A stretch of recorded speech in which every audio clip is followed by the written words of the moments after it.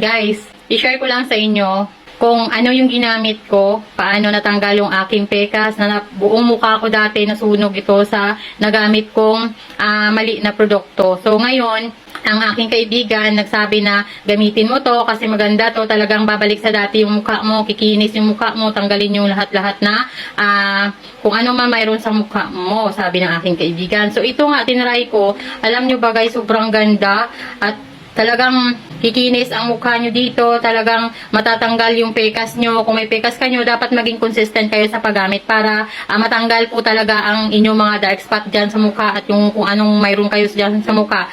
Kailangan maging consistent. Sobrang bango nito guys. At isa pa, ito ay original. Ayan, ganito po ang texture ng original guys ha. Kasi pagka makabili kayo ng fake nito ay basa. Tapos, ayan, nagtutubig yung fake nito guys ha. Kaya ito yung original talaga. Kaya, kung gusto mo matanggal yung pikas mo, gusto mo kuminis ang mukha mo, matanggal yung mga itim-itim sa mukha mo, mag-check out ka ng ganito. Ipapakita ko yung before dyan ng aking mukha guys. Grabe. Talaga. Tapos, pag in-apply mo sa mukha, ako in-apply ko siya, umaga, gabi. Yan, ganyan yung pag-apply ko umaga, gabi. Pero dapat malinis na yung ating mukha bago tayo mag-apply.